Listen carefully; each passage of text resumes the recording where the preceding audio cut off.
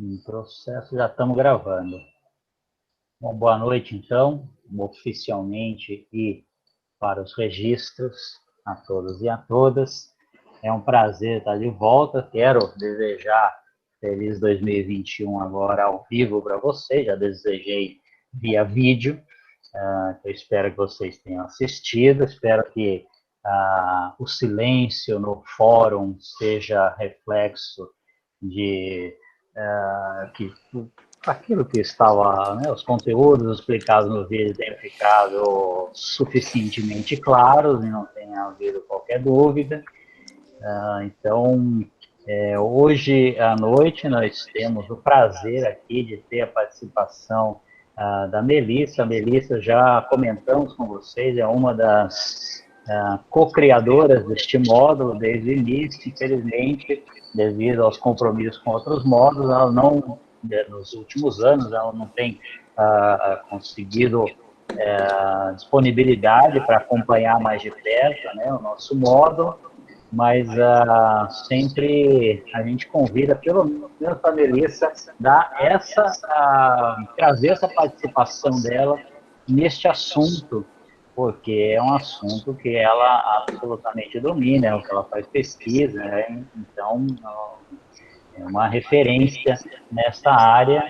Dessa forma, acho que a participação e a contribuição da Melissa é ótima.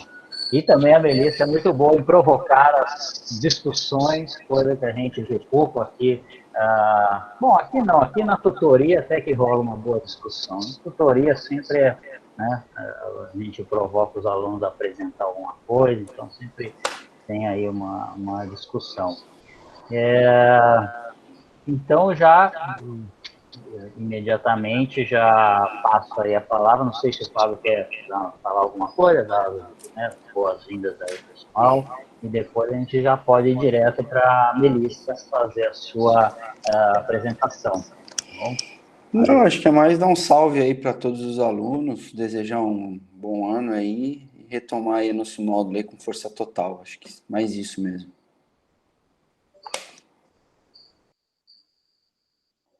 Maravilha. Valeu aí, Rodrigo, pelas boas-vindas. É um prazer, sim, participar desse módulo. Eu sempre coloco, né, que eu ainda, né, quero me aproximar novamente. Eu acho que é um módulo, assim, de extrema importância, né? Eu me identifico, me conecto bastante aí com as temáticas abordadas. E hoje eu, assim, né, trago um tema, né, que é um tema, né, uma dimensão muito importante, né, quando a gente fala da gestão ecossistêmica, né, que é esse processo, né, de participação, né, falar de gestão ecossistêmica é falar de processo participativo, né, de centralização, de empoderamento dos atores locais. Então, hoje eu trago aí tem alguns slides, né, para guiar a nossa conversa. É um tema, né, importante aí para vocês abordarem, né, nesse plano, né, de gestão. E aqui eu gosto bastante, né, de focar a apresentação, né, numa questão mais metodológica também, né, de como identificar, né, os stakeholders, né, os principais stakeholders, os atores envolvidos, né, que impactam ou são impactados pelos processos decisórios, né, na gestão. Participação, né, o que é participação? A gente fala em participação, né, às vezes muito no senso comum, e existe aí nas ciências sociais, né, uma longa trajetória, né, um campo de pesquisa muito movimentado mesmo, né, a respeito, né, desse conceito de participação social. Então aqui eu dou uma pincelada, né, e falar de gestão e falar de participação é falar de conflito. Então, né, eu abordo, né, no BICT, no módulo de Meio Ambiente e Desenvolvimento, eu tenho, assim, né, um carinho especial aí por esse tema de conflito, por esse conceito. Muitos aqui, né, foram meus alunos, e nas últimas versões do módulo de Meio Ambiente e Desenvolvimento, os alunos têm a possibilidade de fazer uma análise, né, escolhem um conflito na zona costeira para analisar, e aí mobilizam todo um referencial teórico, metodológico para analisar conflito, mas aqui eu dou uma breve, assim, pincelada, né, no tema, porque eu acho que esse, né, participação, conflito, diálogo de saberes, né, esse exercício aí de diálogo de conhecimentos, quando a gente fala de gestão ecossistêmica, é algo fundamental. Né? A gente tem o conhecimento científico, que é importantíssimo, né? Falar de gestão é falar de dados de qualidade, né, de conhecimento de qualidade fundamentado, mas sabemos que não existe, né, uma ciência aí com C maiúsculo, né? Então, né, a ciência cada vez mais, numa abordagem inter e transdisciplinar, preza, né, por uma ciência aberta, né, a outras formas de diálogo, e quando a gente fala em gestão ambiental, é fundamental, né, que a gente está falando de processos democráticos, de construção coletiva, então, enfim, é um pouco, enfim, introduzindo um pouco o assunto, né, essa problemática aí que gira em torno, né, de processo participativo, atores sociais, enfim, conflitos, quando a gente fala da gestão ambiental e muito mais da gestão ecossistêmica. Eu vou apresentar aqui alguns slides que vão guiar aí nossa conversa. Só um minutinho aqui.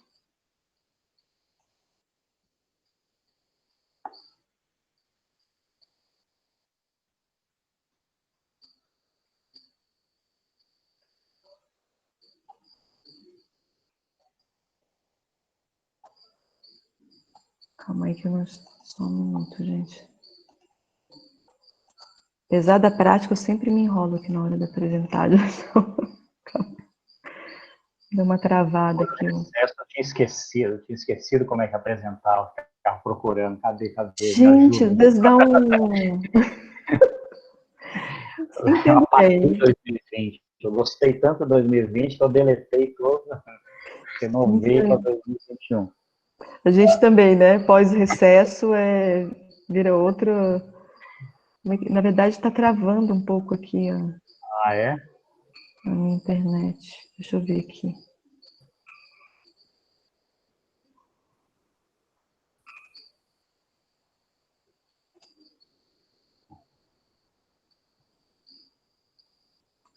Vocês estão me ouvindo ainda? Ou tá travado aqui? Estou ouvindo. Sim, sim. Eu vou ver se eu tenho aqui também, só para um backup, viu, Melissa? Se precisar, eu abro. Eu acho que eu tenho a sua apresentação.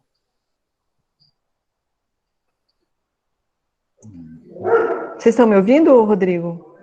Acho que eu vou fechar aqui e vou abrir de novo. Vamos.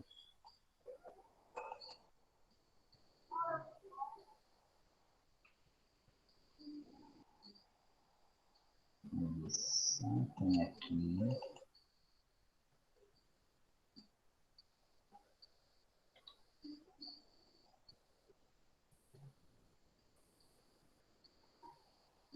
Eu tenho aqui, viu, Melissa? Se precisar, você vai, né? Vai me dando um toque quando eu tiver que mudar o slide, a gente pode fazer. O que acontece é que a minha tela travou aqui. Não sei, foi algum...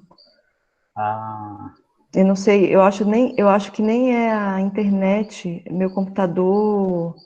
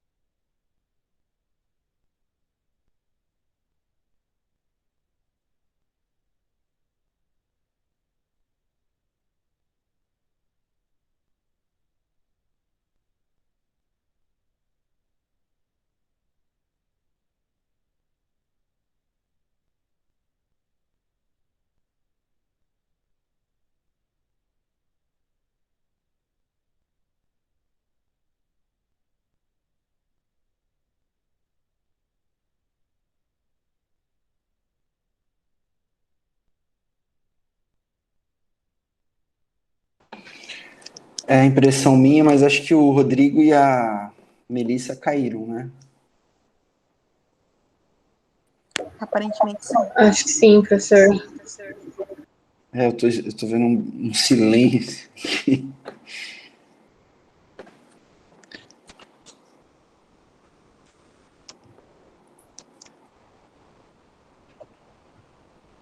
Voltou aqui o Rodrigo.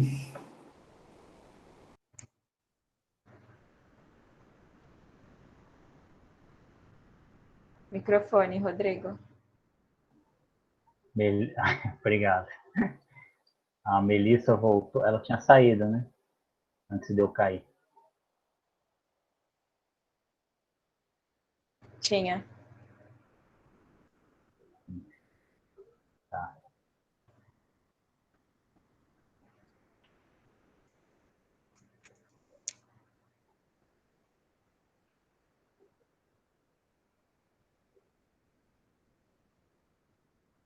Melissa de volta.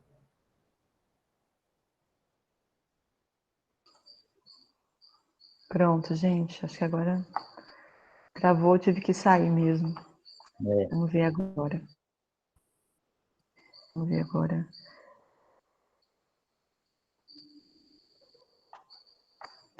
Só um minutinho aqui que eu vou. À vontade. Então, só vou aproveitar para esclarecer, né? A Isabela colocou uma dúvida no chat, vocês viram lá, né? A tutoria da semana que vem vai ser bem focada sobre o que é os conteúdos, né, as discussões que a Melissa nós vamos fazer hoje com a professora Melissa. Então, não ficar assustados por não terem entendido o que é para trazer na semana que vem, porque hoje é o dia de entender o que deve ser feito.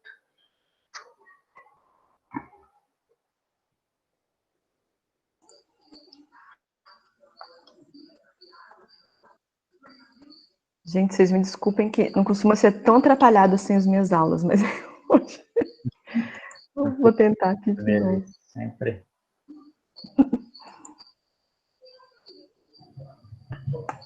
Vamos lá. Tá, agora vai dar certo.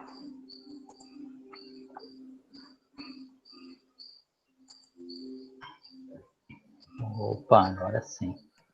Veio, né? Maravilha. Estamos lendo. Agora a gente segue, então. Bom, a introdução já foi feita, né? Então eu gosto de trazer nessa questão que é chave, né? Que a maioria das decisões, né, sobre gestão dos recursos naturais envolve essa harmonização, né, dos usos, né, os trade-offs entre diferentes bens e serviços, diferentes usos e usuários. Mas como que essas harmonizações, né, essas negociações de uso são acordadas e avaliadas? É uma questão muito crítica, né, quando a gente fala de gestão.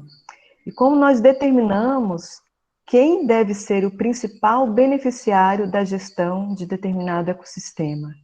Essa questão aqui é trazida pela Katrina Brown, e é algo fundamental, né, que a gente fala de processos participativos, né, então, né, precisamos ter acordos, a gestão, né, dos recursos naturais, né, a gestão ecossistêmica é conflituosa, mas como que a gente vai priorizar, né, um ou outro uso? Quem deve ser o principal beneficiário, né, da gestão de determinado ecossistema?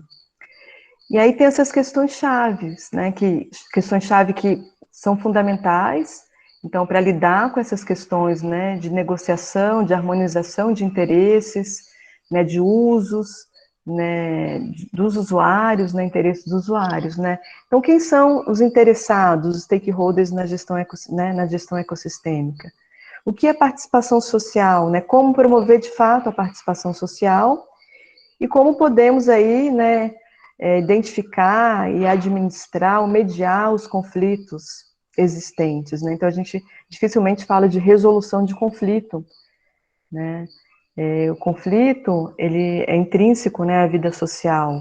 Então, a gente fala de administração, de mediação desses conflitos, né? E de modo a possibilitar, né, que o conflito seja uma oportunidade de aprendizagem social, né, e não que o conflito seja aí mais uma situação de legitimar, né, desigualdades sociais, né, diferenças, né, de poder. Então, esses são aí alguns desafios que eu vou tratar aí, questão-chave, né, que eu vou tratar brevemente, e começando aí pela questão, né, da inclusão aí dos stakeholders, né, quem incluir e em que momento incluir. Então, eu acho muito didática, né, essa definição de categorias de stakeholders que a Katrina Brau et al. Traz, que nós podemos definir, então, os stakeholders de acordo com o nível de importância e o nível de influência, né? Então, quem são, né, os principais interessados na gestão de determinado ecossistema? Melissa, só Oi? a apresentação não está girando para a gente, para você, tá? Você está no Tá. primeiro slide. Não, eu girei. Para a gente congelou. Tá, deixa eu ver aqui, então. Nossa, gozando. Ficou no estudo de caso do Parque Marinho. Ah, ficou ali? Ficou. Tá, então eu vou fazer o seguinte, eu vou parar. Nossa, eu tô em outra... Você já tá, a gente achou que você estava ainda na introdução, uma introdução estendida. do parque... Não, aqui... Tá, eu vou compartilhar novamente. Foi só um minutinho aqui.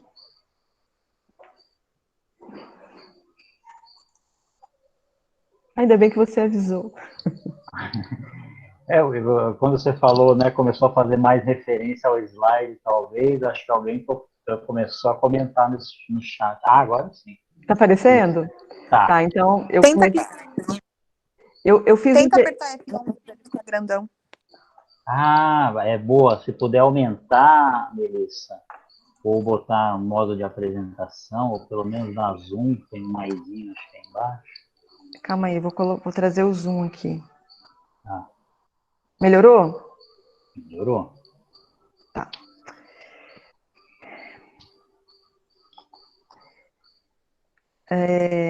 Então, como eu falei, né, essa questão das negociações, harmonização, né, dos interesses, os diferentes usos, bens e serviços, que é um grande desafio, né, e dentro dessa perspectiva, né, uma questão central de como que a gente determina quem deve ser o principal beneficiário da gestão.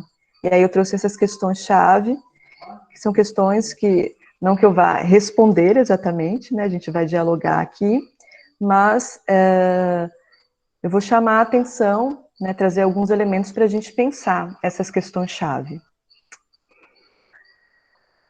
Então, que incluir, né, que é uma grande questão, a gente está falando de processo participativo, de harmonização de interesses, que incluir em que momento?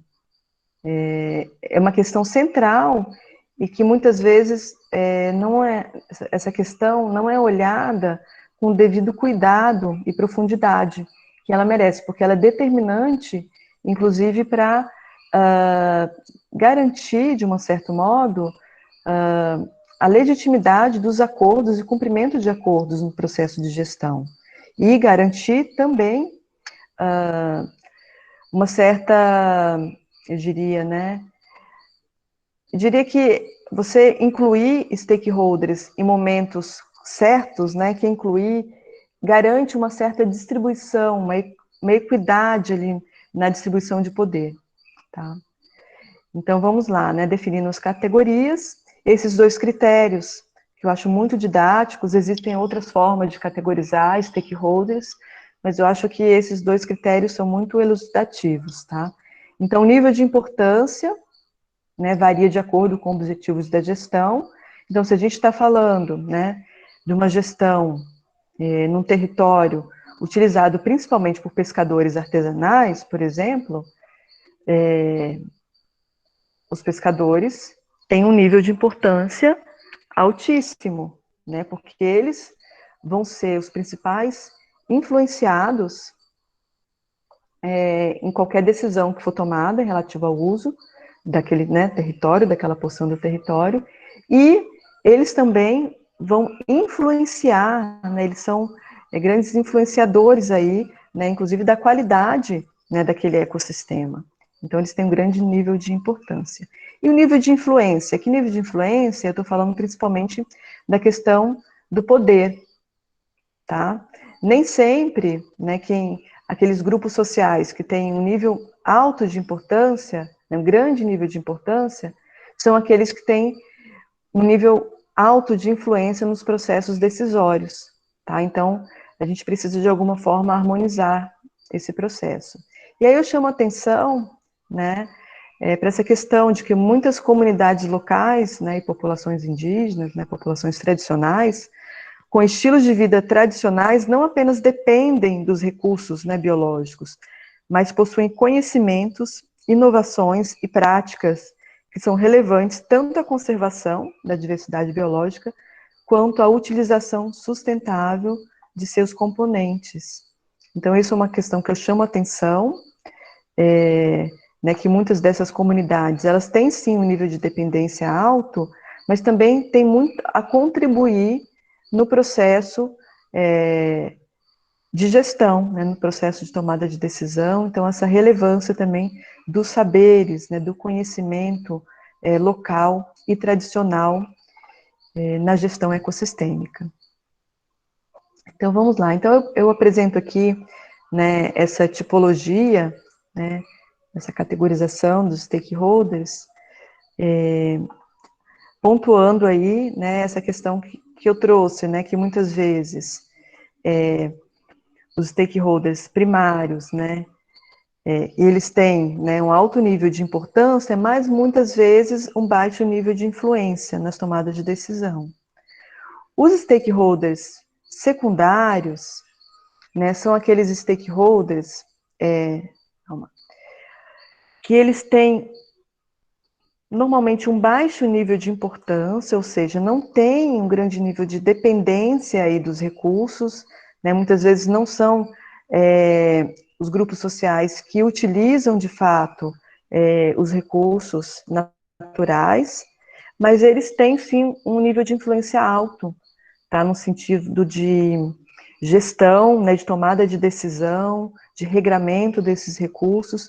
Então a gente tem aí essa disparidade, né, entre nível de importância e nível de influência, né, algo bem relevante de vocês olharem, né, nos estudos de caso aí de vocês, tá?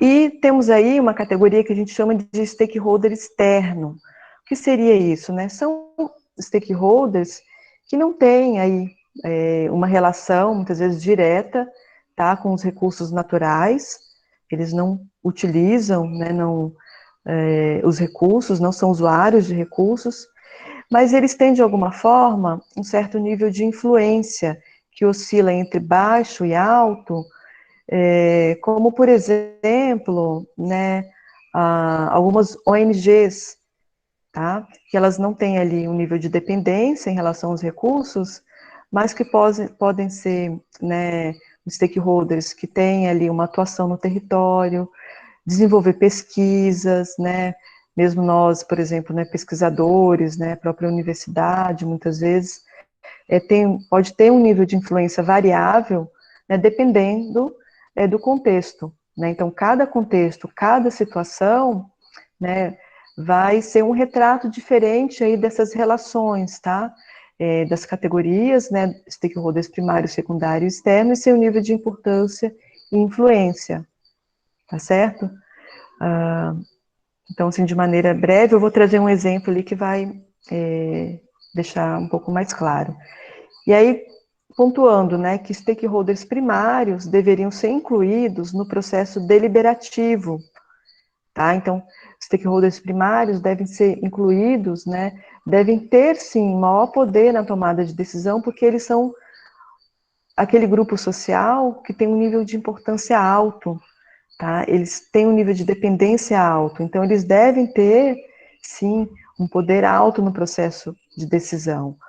Os stakeholders secundários devem ser aqueles, né, aquele grupo que devem participar, mas muito mais no processo de consulta, né, às vezes de legitimar, muitas vezes, né, decisões tomadas pelos stakeholders primários, e os externos são aqueles que deveriam, muitas vezes, ser informados, tá, no sentido de que eles devem estar cientes, né, das regras, dos processos, das tomadas de decisão. E aí, né, eu trouxe até o exemplo, né, das ONGs, mas existem sim, tá, casos de ONGs que podem estar aqui também, tá, no nível de importância como categoria secundária. Como eu falei, depende muito do contexto, tá? Então, o mapeamento desses stakeholders é algo que deve acontecer, né, como um primeiro passo para a gente pensar, então, processos dinâmicos, né, de participação, de arranjos, de tomada de decisão, espaços participativos. Então, de maneira ampla, tá, gente? Aqui não é uma regra, mas eu trago stakeholders primários devem estar no processo deliberativo, stakeholders secundários devem ser consultados e os stakeholders externos devem ser mantidos informados, tá? Considerando aí que quando a gente fala, né, de stakeholders, a gente está falando em diferentes níveis hierárquicos, né, desde o nível local até mesmo o nível nacional, tá? Então, estadual. Então, dependendo da problemática, né, da sua escala da gestão, né, então, no nível ecossistêmico, você vai envolver aí diferentes stakeholders em diferentes níveis, né, diferentes escalas, tá? Pessoal, eu estou falando aqui, não estou vendo o chat, mas se vocês tiverem questões durante a apresentação, vocês fiquem bem à vontade. Quando a gente está apresentando, dificulta às vezes um pouco o diálogo, né? Mas em qualquer momento vocês podem me interromper, tá? Podem abrir o microfone, aí fazer uma pergunta. Vamos lá. Aí aqui eu trago um exemplo bem interessante, né, que foi aplicado aí essa metodologia, tá? De mapeamento e identificação de stakeholders. Aqui é um exemplo que aconteceu, tá, no Parque Marinho, né, do Recife de Coral lá de Buco, em Tobago, e é um exemplo bem interessante, né, no contexto, né, que havia uma situação conflituosa, tá, de uso, de esgotamento de recursos, uso deliberado, né, dos recursos nessa localidade, né, no parque, e a economia, né, de Tobago é uma economia que é bastante dependente, né, do turismo, da pesca e da agricultura. E o uso intensivo, né, desses recursos costeiros, né, estava colocando, né, o ecossistema numa situação um pouco frágil. E aí houve toda uma demanda, né, de gestão, né, desses recursos.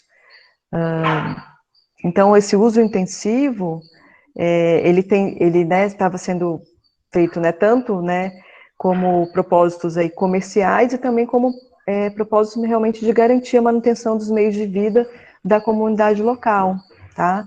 Então, alguns problemas estavam demandando, né, uma ação de gestão, tá? E esses problemas aconteciam principalmente aí nessa interface terra e mar, bem na zona costeira. Então, um minutinho aqui, esse mapeamento, né? Uhum. Se puder aumentar um pouquinho, dar mais um zoom, acho que é legal para a gente, para todos Tá. que estão vendo, ter exemplos, né, do que são os primários, secundários e externos, que aí a gente materializa, aí ficou ótimo. Ficou bom? Aí fica bem claro. Ó. Tá. Isso. E aí eu vou dar esses exemplos. Então, esses dois eixos aqui, né, na horizontal, o nível de influência, e aqui vertical, o nível de importância, né, como eu falei, que são esses dois critérios aí para definição de stakeholders. E esse mapeamento, né, ele aconteceu, teve toda uma metodologia, né, para se mapear, e a gente percebe, né, então olhando aqui, né, gostaria até de ouvir vocês, tá? Então aqui a lista, né, de stakeholders primários, né, as operadoras de turismo, né, comunidades locais, os usuários, né, que usam, né, o uso mais recreacional, os turistas, né, estrangeiros, operadoras de mergulho, tá, e de esportes, né, aquáticos, e aqui a pesca é mais recreacional, tá, estão aí foram identificados, então, esses stakeholders primários.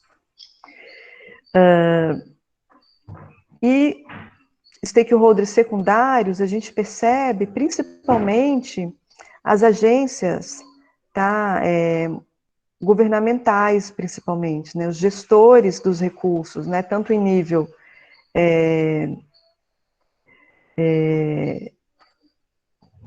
principalmente aqui no caso, né, bastante no nível nacional, né, mas que atuam também ali no nível mais da gestão do parque, né, então a gente identifica aí, principalmente representantes né,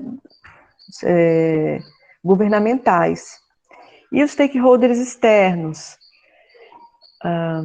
identificamos aqui que são aqueles trabalhadores, principalmente da construção civil, o setor de hotéis, de hotelaria, as agências mais ligadas à conservação, ali do Caribe, os proprietários ali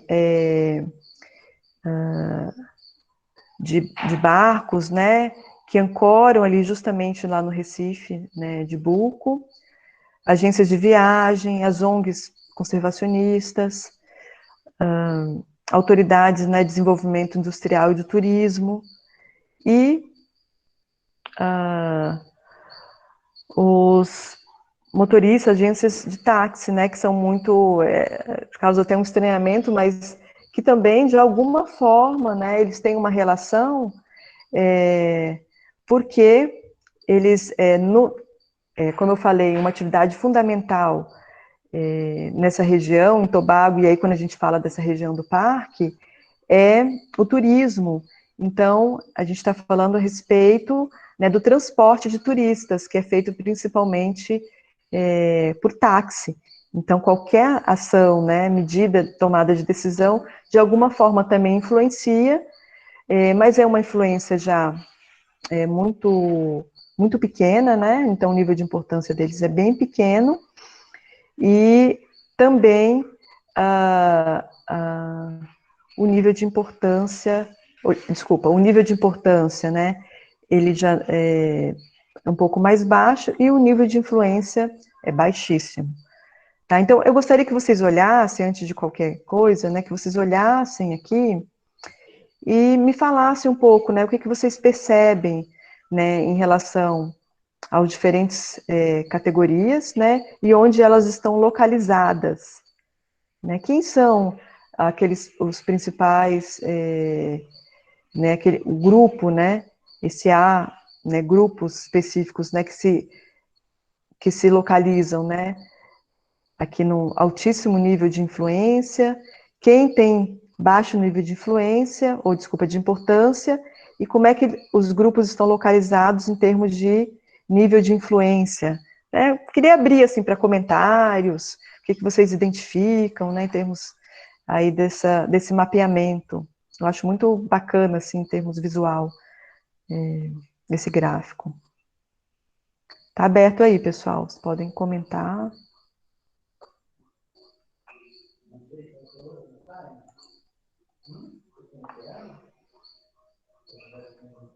Há algum padrão que vocês identificam em termos de localização desses, né, grupos de stakeholders?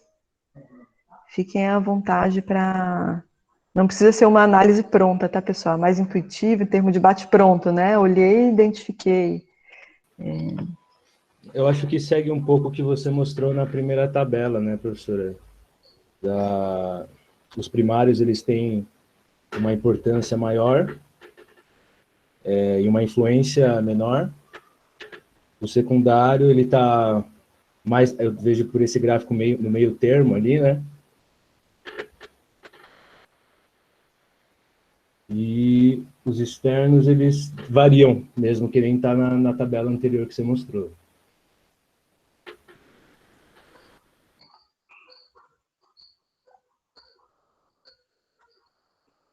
Sim,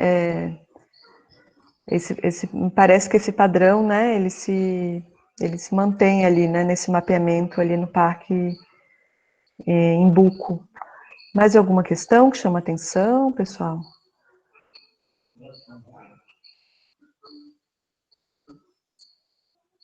Tá aberto aí, ainda para comentários.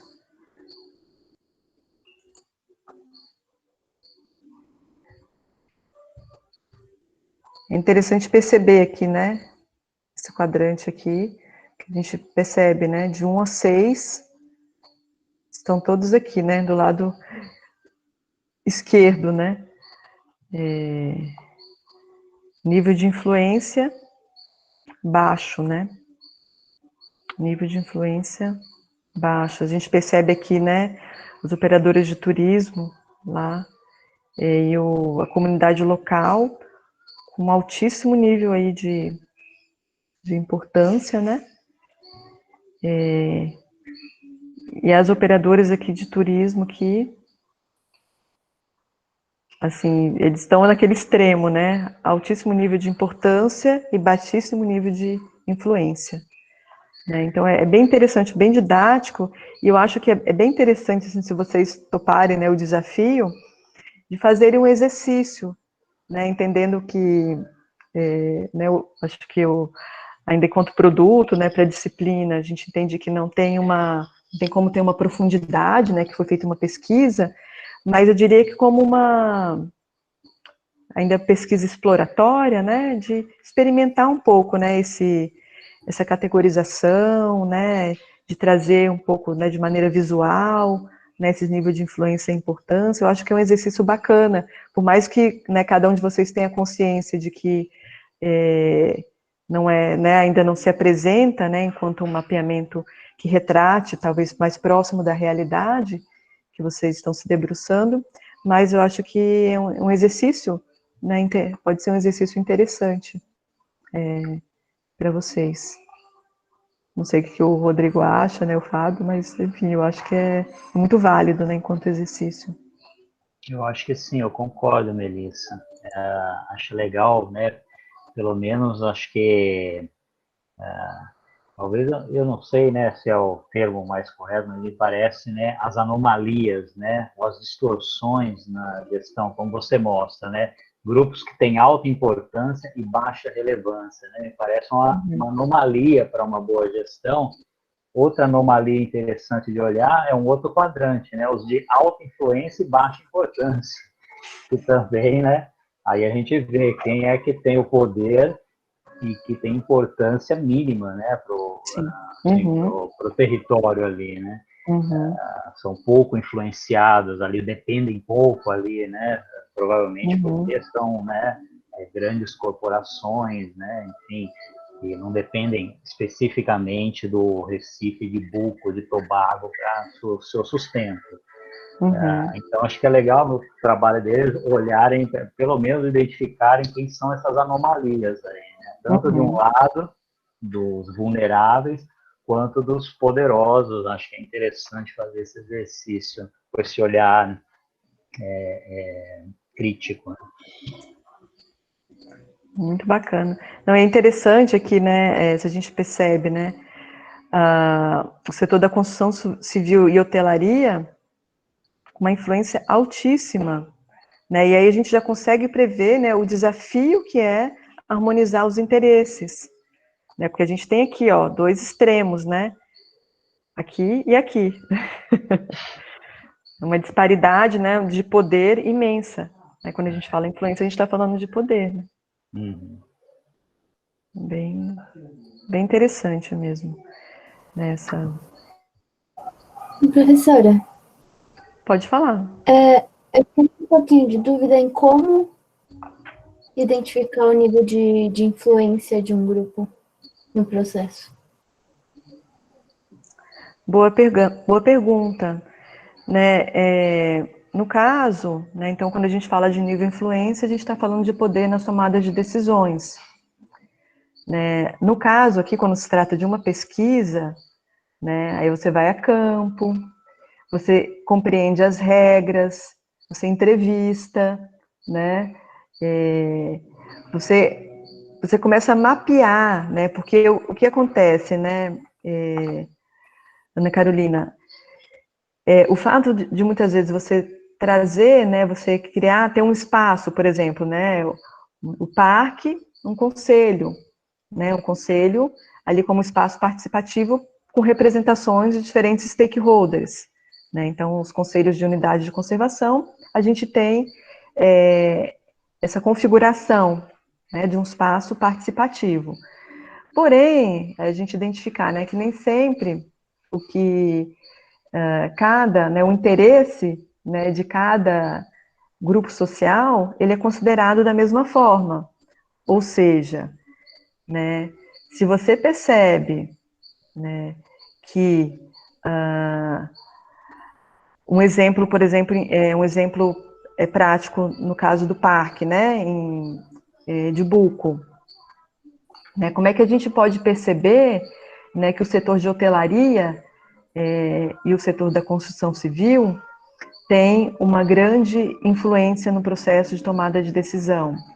Você pode, por exemplo, né, perceber que o turismo, né, que o turismo está desordenado, né, que ali as regras, né, de qualquer ordenamento, por exemplo, né, de visitação, de como é que eu posso dizer, de você minimamente regrar a quantidade, né, de turistas, né, que podem ser recebidos na ilha, o discurso dos atores sociais, né, porque muitas vezes, o que acontece? Né, você fala de interesse da comunidade local, e aquele interesse você não consegue ver em termos de legal, né, aquelas demandas sendo legitimadas em regras formais, sabe? Por exemplo, uma demanda, né, do setor, né, da comunidade local, né, de reservar da comunidade local, por exemplo, em acordo com pesquisas e atuação de ONGs da conservação, sabe, ligada à conservação, de repente, fechar uma área, né, de limitar o turismo, uma área sensível, que aquela área possa não ser sobrecarregada com visitação, que a gente possa ter, porque como foi dito no início, né, ali no caso trata-se de uma área, os conflitos, eles ocorrem na área terra-mar, é bem na área costeira, a gente não está falando de uma região em que o uso ocorre, né, distante da terra, então tudo que acontece em terra influencia no mar, né, então se a política local incentiva, né, não impõe regras para a construção de casas, né, se incentiva o uso, né, a ocupação desordenada, se não tem um mínimo, né, um plano, né, diretor que faça um regramento considerando as particularidades ecológicas, né, da região, as singularidades, às vezes a fragilidade, né, do ecossistema, você percebe que realmente o setor da construção civil tem uma grande influência, né, nas políticas locais. Entende? Assim, eu tô trazendo algumas, né, formas, alguns exemplos, maneiras de se, né, da gente pensar. Então, no trabalho de vocês, nesse mapeamento, né, de atores, né, quando vocês forem mapear o nível de influência, a própria condição, eu digo, né, ali, diagnóstico, né, da qualidade do ecossistema já diz muito de quem está influenciando as tomadas de decisão, né? Se você encontra um ecossistema já degradado, com diversos usos desordenados, muito mais assim de livre acesso, né, sem regras, sem regramentos, a gente consegue entender quem que está influenciando a tomada de decisão, né? É bem interessante assim de se pensar, né? Porque criar um espaço participativo não garante uma distribuição de poder, né, que todos os atores sociais estão influenciando da mesma forma. Muitas vezes é isso que acontece. Quem tem muita importância, que tem um nível de dependência muito grande em relação ao recurso, né, são aqueles que menos influenciam, né, são aquelas demandas antigas e que nunca são, né, de fato, legitimadas de alguma forma pelos órgãos, né, das agências de gestão, pelos órgãos governamentais, que têm o poder ali para transformar, né, os acordos em regras, né, em formalizar essas regras. Eu não sei se foi claro, se eu clareei um pouco. Fez sentido sim, professora, obrigada. Eu queria só, fiz uma rápida busca aqui no Google, colocando as suas palavras-chave, evaluate the influence of stakeholders. Tem muito trabalho. Eu queria encontrar um guia prático, né? Assim, tipo, porque eu sempre falo, para engenheiro a gente, né, tem que aprender a usar a ferramenta, né? Eu não li o documento, eu botei um aqui no chat, mas vale a pena dar uma olhada. É da WWF, né? O título é Como Avaliar Influência e Importância de Stakeholders. Então, são ferramentas aí, tem muita coisa aí na internet disponível, de trabalhos isolados, né? Guia prática, guia eu achei esse, mas não olhei, não avaliei, não sei, né, se é bom ou ruim. Tá aí para a gente, enfim, depois discutir na tutoria semana que vem. Muito legal, Rodrigo. Eu acho que é esse o espírito, né? Assim, eu trago aqui uma provocação, um input, né, para vocês irem pesquisarem, né? Que assim, que não. Eu sempre insisto muito nisso. Todas as minhas aulas, falo que o que é trazido, né, é para incentivar a pesquisa de vocês, né? Então, que esse momento aqui seja realmente, assim, eu acho que o meu papel, assim, maior, eu acho que incentivá-los, né, trazer aqui, instigá-los a pesquisar sobre o tema. Eu acho bem bacana, né? Então, com certeza existe até assim, muito material que nem eu mesmo conheço, né? A produção, uau, né? A gente não consegue acompanhar, mas com certeza tem muita coisa de qualidade, muito material de qualidade. E a gente fica curioso, né, para ver depois o resultado, né? Como vocês conseguiram avançar aí, né?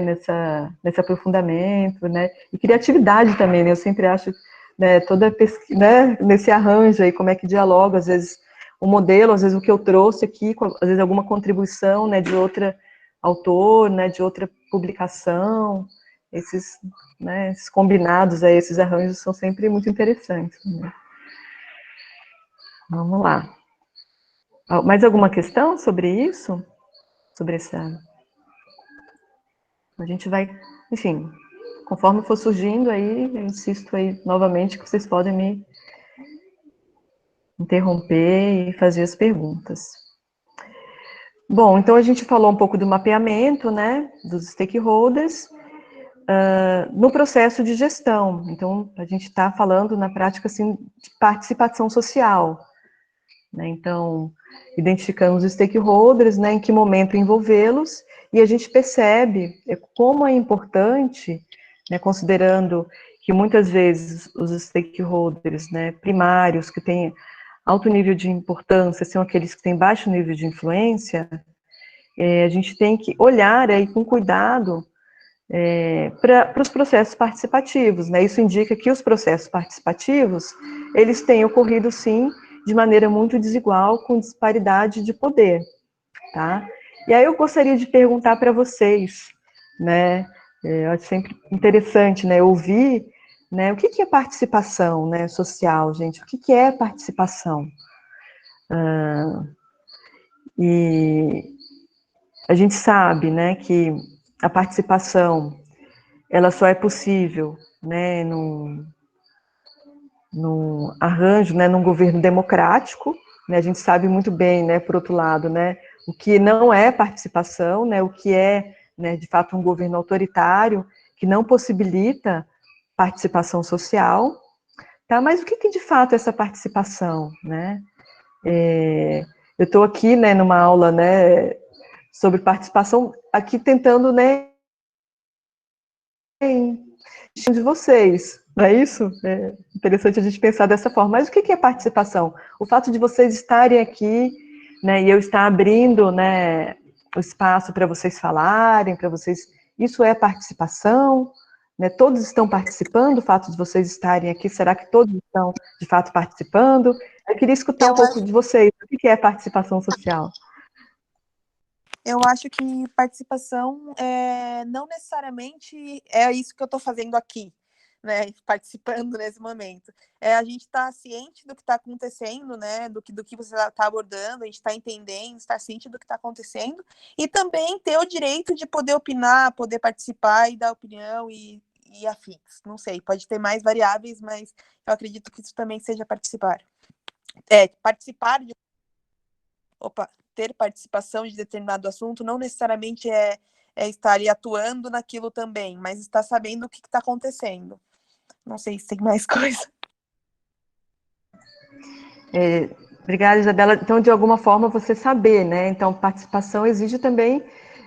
não adianta eu estar aqui, né, num coletivo, sendo que o que está sendo dito está sendo dito num idioma que eu não entendo, de uma forma que eu não estou entendendo, né, não é inteligível, né? Então, é você também ter né, essa possibilidade, né, porque de alguma forma, para a gente se posicionar, a gente tem que estar a par do que está sendo dito e estar compreendendo. Bacana. Mais o que, gente? O que a gente pode trazer mais aí sobre participação?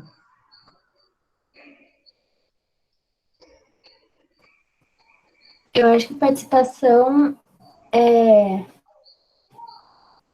não só um direito, mas também responsabilidade de cidadãos em geral, no sentido de que é preciso entender o ambiente em qual você está inserido e o que acontece nele, todas as dinâmicas, conflitos e o que está acontecendo, e você ter o direito de influir sobre o que está acontecendo. Tanto essa troca de você tem que ter o direito e responsabilidade de influir sobre elas também. Uhum. E aí nem sempre a participação é promovida nos ambientes, né? Então, por exemplo, sei lá, vamos criar uma nova unidade de conservação aqui por causa de X questão, e aí muitas vezes não se considera as outras questões além do ponto de vista de quem está realizando essa ação. Isso seria a falta de participação, você não dar voz e não permitir que as outras partes, os outros stakeholders participem de uma coisa, um processo. Bacana, trazer essa questão do direito e responsabilidade, né, e realmente que cada grupo social, né, que cada stakeholder, né, ele possa de fato influenciar, né, você trouxe essa palavra, né, da influência, né, que possa ter a voz, né, possa ter voz, né, então são palavras que eu trago aí, né, do que você disse, né, ter voz nos processos de decisão, né, alguém trouxe aqui, deixa eu ver aqui no chat, Poder de voto também, né? Muitas vezes poder votar, né? Eu estou num coletivo, mas o que adianta se eu estou aqui, né? Tudo bem, mas eu posso dar minha opinião, mas minha opinião não vai ser considerada, né? Na decisão, né? Nos encaminhamentos. Eu acho que são dimensões, de alguma forma, vocês vão trazendo aí dimensões importantes para se pensar a participação social, né? Acho que eu não preciso mais falar nada, então, sobre participação social, né? Não, mas bacana, acho que vocês trazem elementos interessantes, né, importantes. A questão do conhecimento, né, eu preciso conhecer para participar. A participação é um direito, e realmente, né, no Estado democrático, é um direito, né, conquistado, né, então, é uma conquista, né, eu diria. Então, a gente tem esse direito, e também a responsabilidade, né, que eu acho que essa é outra dimensão, achei bacana, né, Ana Carolina, você trazer a questão da responsabilidade, porque é uma responsabilidade também, né, não é só um direito, né, então, como cidadão, nós temos essa responsabilidade, tá, de participar dos processos, né, de tomada de decisão. Então, quando a gente fala da gestão ecossistêmica, cada, né, stakeholder, né, enquanto cidadão, ele tem essa responsabilidade de participar, né, não é... Então, isso é um desafio, eu diria, né, de nós compreendermos também a participação enquanto uma responsabilidade. E, quando a gente fala de participação, a gente tem que considerar a questão do poder, né, então, senão fica bem figurativo, né, então eu vou trazer um pouco aqui nos slides, um pouco dessa, também de maneira didática, e pontuando, né, que é uma forma de ver, uma tipologia também de participação, e tem essa questão, né, que eu trago aqui, como promovê-la, né, a gente não vai conseguir responder, né, de fato não é uma resposta, acho que existem diferentes dimensões, né, que a gente pode abordar quando a gente fala da promoção da participação social, é um grande desafio, tá? Então, vamos lá. E aí eu trago uma tipologia que eu acho também didática, existem outras tipologias, vocês encontram muito material, pessoal, sobre isso. Então, tipologia sobre participação social, tá? Então, nós podemos falar, então, num gradiente, tá? Então, até de nível de influência, de poder, a gente pode falar de uma participação mais passiva, eu vou diminuir aqui um pouquinho, e depois eu aumento novamente, tá? Uma participação passiva, até uma participação, aqui no outro extremo, que a gente pode falar de automobilização, tá? Que aqui o poder realmente está com a comunidade na ação coletiva. Tá? Então, nesse gradiente, tá, entre, né, esses extremos, né, aqui de um pouco poder, né, de baixo poder, realmente a automobilização, a autogestão, a gente tem a participação como extração de informação, participação por consulta, participação por incentivos, a participação funcional e a participação interativa, tá? São aí esses gradientes, né, que a gente poderia falar quando a gente fala do processo participativo. Eu não vou me ater, assim, com tanta demora, assim, em cada uma delas, mas eu gostaria de comentar. Tá? Então, a participação passiva, né, então, o próprio tipologia, né, o próprio nome já fala. É aquele formato que as pessoas são informadas, tá, sobre o que já aconteceu, o que já está acontecendo, as reações das pessoas não são levadas em conta. Então, é muito mais aquele formato de que a informação, né, enfim, que é gerada e compartilhada, pertence apenas aos gestores, né, externos. Tá? Então, é aquele formato, a decisão é tomada, a informação, né, é gerada e os stakeholders são informados, né, a posteriori, sobre o que já foi decidido, né, então, a população, a comunidade local, os stakeholders, eles ficam passivos, eles não têm poder no processo decisório. Participação como extração de informação. Acontece muito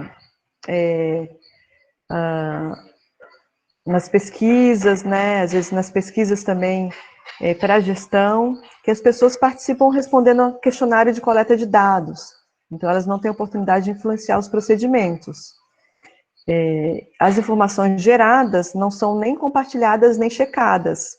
Então, a comunidade local, os stakeholders locais, eles são ali como muito mais objeto de pesquisa, né, de extração de dados. Né, de repente, se tem, né, uma questão importante, muitas vezes para a gestão, e a gente precisa gerar dados, né, para aquele processo, mas os grupos, eles são muito mais objetos da pesquisa, eles não são sujeitos, eles nem ficam sabendo, aquela informação não volta para eles, né, então é participação como extração de informação, tá?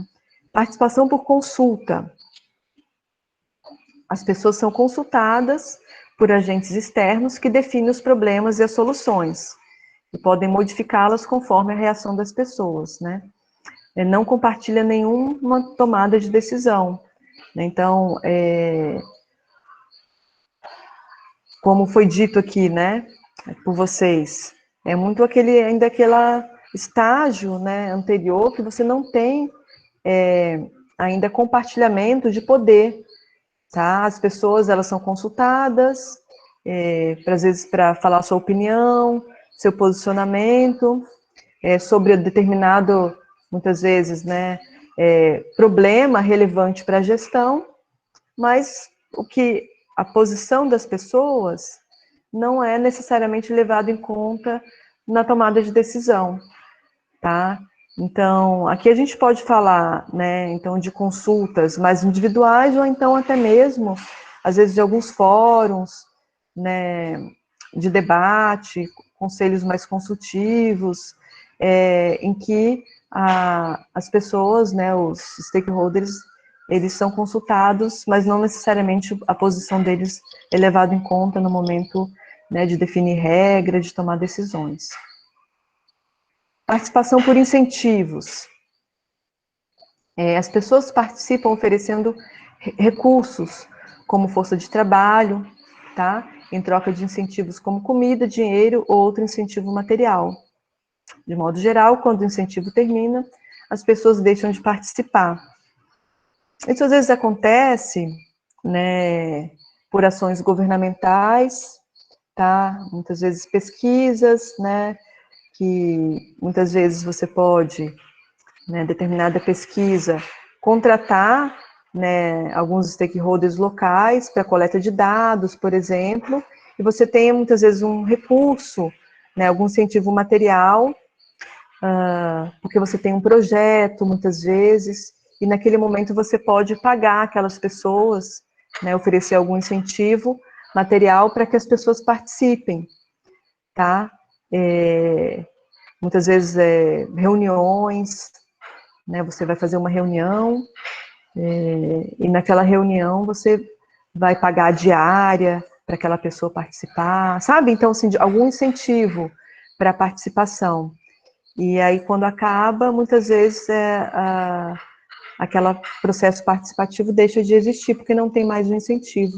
É algo pontual, né, que tem um começo e um fim, né, e aí tem uma dificuldade de continuidade. Participação funcional. As pessoas formam grupos para participar de encontros com objetivos pré-determinados, frequentemente promovidos por agentes externos. Tal envolvimento não costuma ser nas fases iniciais dos projetos. As instituições criadas tendem a ser dependentes dos incentivadores externos. Então, está um pouco relacionada, né, com essa participação por incentivos.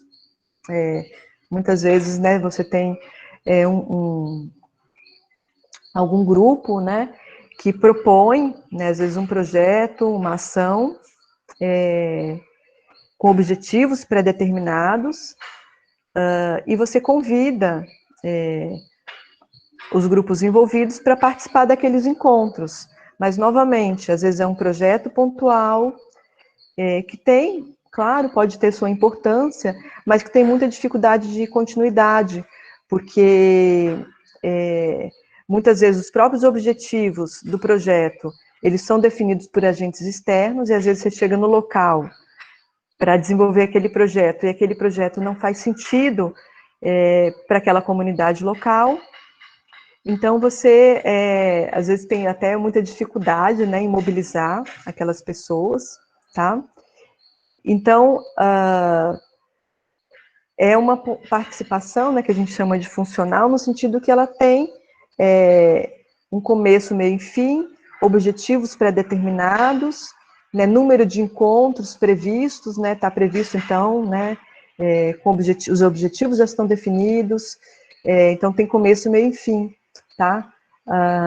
E aí é isso, muitas vezes as instituições criadas, né, o desdobramento daquele projeto, ele tende a ficar comprometido, porque fica dependendo, né, desses incentivos externos. Isso é bem comum, gente, e assim, de acontecer nos nossos próprios projetos, muitas vezes na universidade, né, ou em parcerias com outras instituições,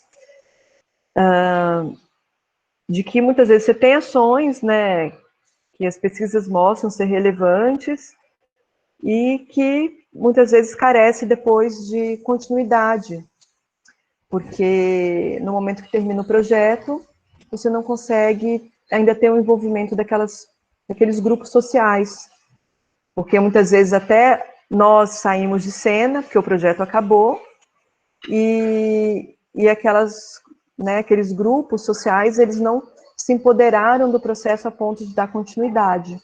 É um grande desafio, tá? E participação interativa. As pessoas participam em análises conjuntas que conduzem a planos de ação e a formação de novos grupos locais ou no fortalecimento dos grupos já existentes. Tende a envolver uma metodologia interdisciplinar que busca múltiplas perspectivas e faz uso de um sistemático e estruturado processo de aprendizado.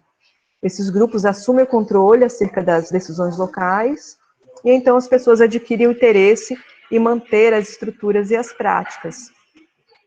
Então aqui você já tem um passo adiante no processo realmente participativo, de que as análises, né, o processo, né, os planos de ação, os objetivos, eles são construídos de maneira conjunta com os grupos que são implicados nas ações, né? Então não chega algo pronto, tá? E envolve muito mais, né, metodologias interdisciplinares, construções coletivas, e aí você tem muito mais chance de que aqueles grupos que participaram, né, que eles assumam realmente o protagonismo das decisões, né, locais, né, e se comprometam com a continuidade do processo, tá?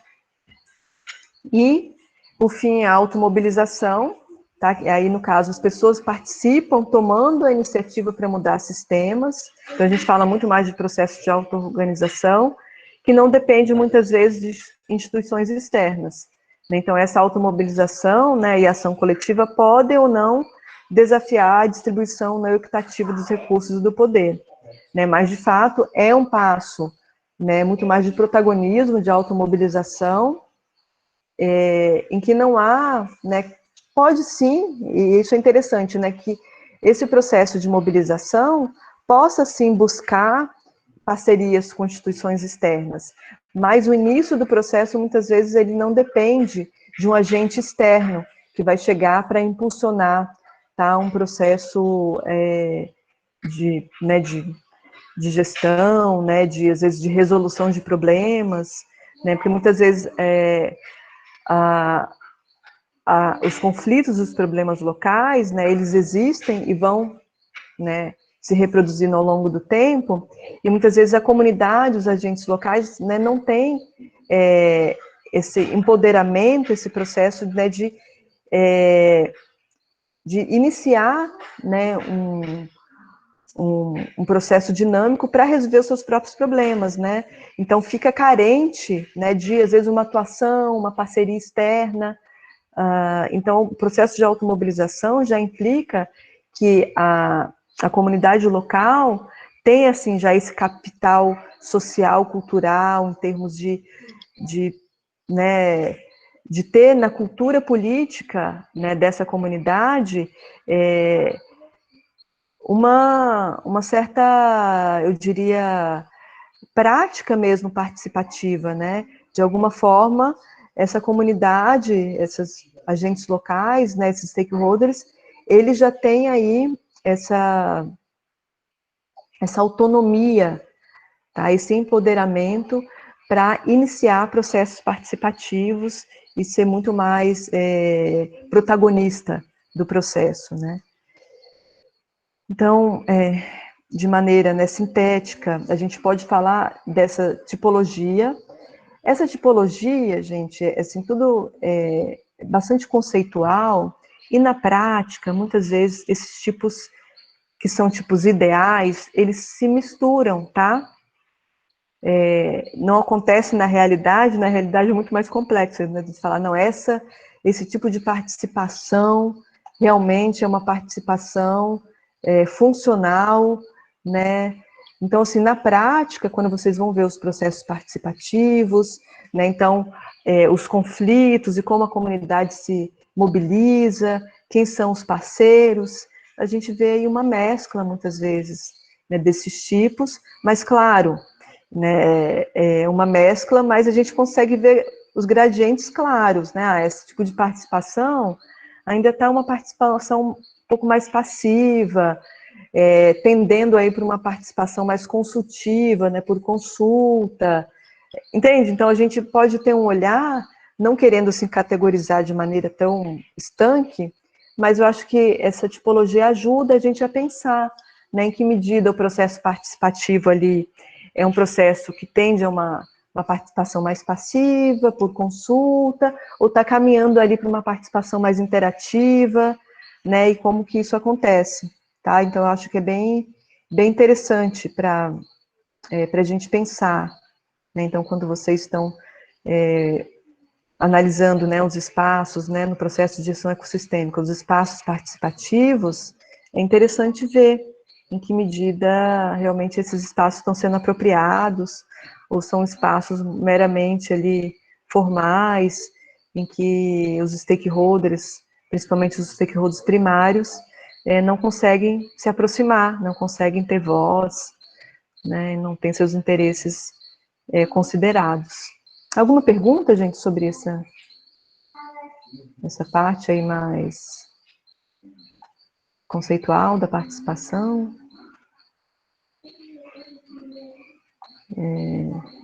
Então a gente pode ir tocando, né? Eu acho que a ideia aqui é instigá-los mesmo a pensar o processo participativo, complexificando esse processo, né?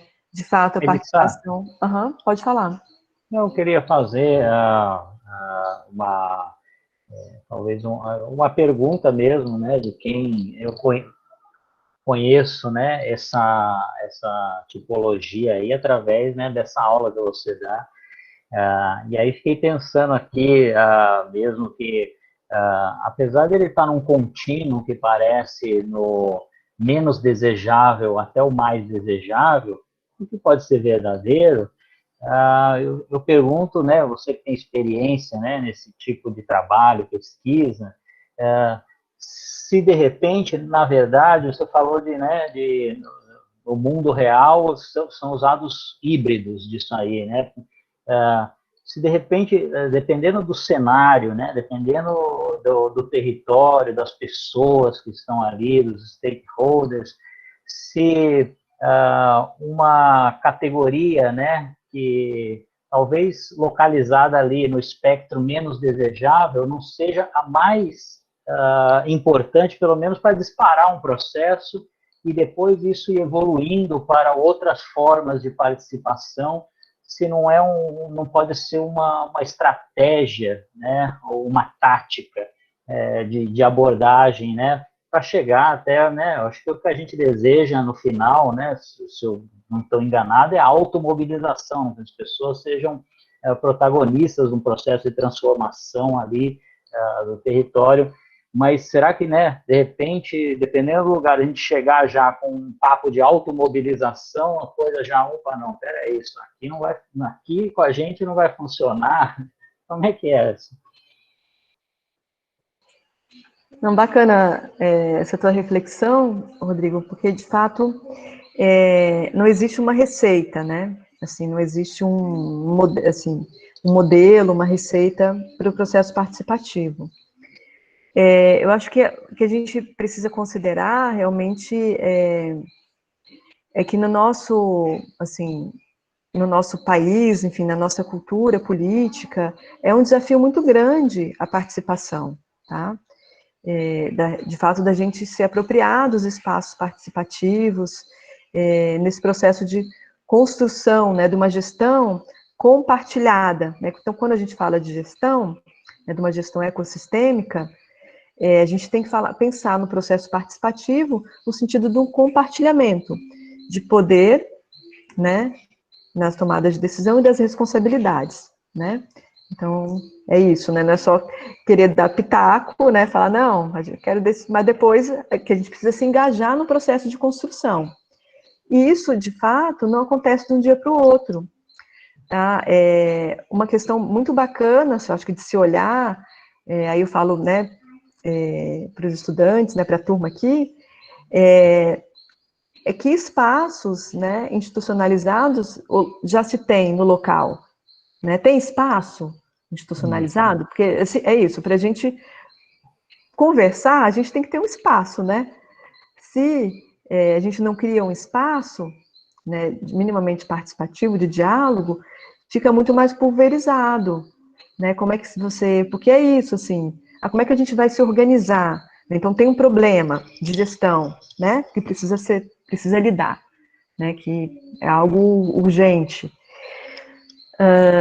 Bom, a gente tem, né, um fórum, no local existem fóruns, existem unidades de conservação, essa unidade de conservação tem um conselho, né? Se a gente está falando de unidade de conservação de proteção integral, a gente vai falar de conselho consultivo, porque está na legislação, vai ser um conselho consultivo, não vai ser um conselho deliberativo.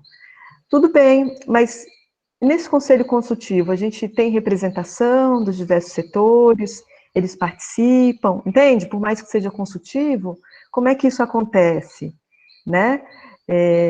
Então, eu acho que precisa olhar esses espaços e se, de fato, os diferentes setores, né, stakeholders estão, de alguma forma, se apropriando, né, se tem representatividade, porque eu entendo, assim, que no trabalho, em que, né, no módulo aqui, que é um trabalho mais, eu diria, exploratório, no sentido que não é uma pesquisa de longo prazo, com aquela metodologia, então a gente entende que é um desenho, ainda é inicial, né, e, né, ninguém vai a campo, né, entrevistar, ninguém vai...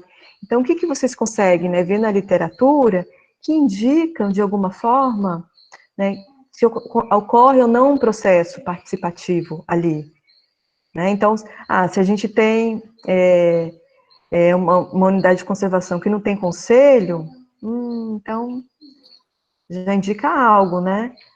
Bom, esse conselho será que se reúne? Eu consigo, de alguma forma, um material que me indique, né, como é que, de alguma forma, os problemas estão sendo tratados. Eu falo assim, às vezes é até interessante a gente buscar, né, dar uma olhada, às vezes, em atas, né, de reuniões, né, do conselho. Eu acho bacana, assim, a gente ter sabe, garimpando alguns elementos, informações que nos deem realmente elementos para uma reflexão ainda inicial, ainda mais exploratória, mas que eu acho que mais válido realmente é o exercício, né, de fazer, né, a reflexão e de se arriscar um pouco, sabendo que é algo ainda inicial. E eu acho que uma coisa importante que você falou, né, de entender, né, fazer uma espécie de diagnóstico aí do que existe, porque pode ser o caso de não existir e ter que ser criado, então, né, uma sugestão óbvia para um plano de gestão que eles estão fazendo é criar um espaço, né, de, pelo menos que as pessoas sejam consultadas, que as pessoas sejam informadas, consultadas e, eventualmente, deliberar. Mas também uma coisa que acho que o Fábio bate muito nas tutorias, que é assim, o espaço né, de participação já pode estar criado, mas sendo mal utilizado, né? Aí você pega e cria outro espaço em cima de algo que já está criado. Aí não adianta, porque é ineficaz, porque já tem um espaço e já não se estão utilizando, né? Aí você vai criar outro e não vão utilizar também, né? Então é mais também, né, essa questão de entender os dispositivos que estão disponíveis e muitas vezes não é criar mais, né? É fortalecer os que existem. Posso falar um pouquinho aí, pegando...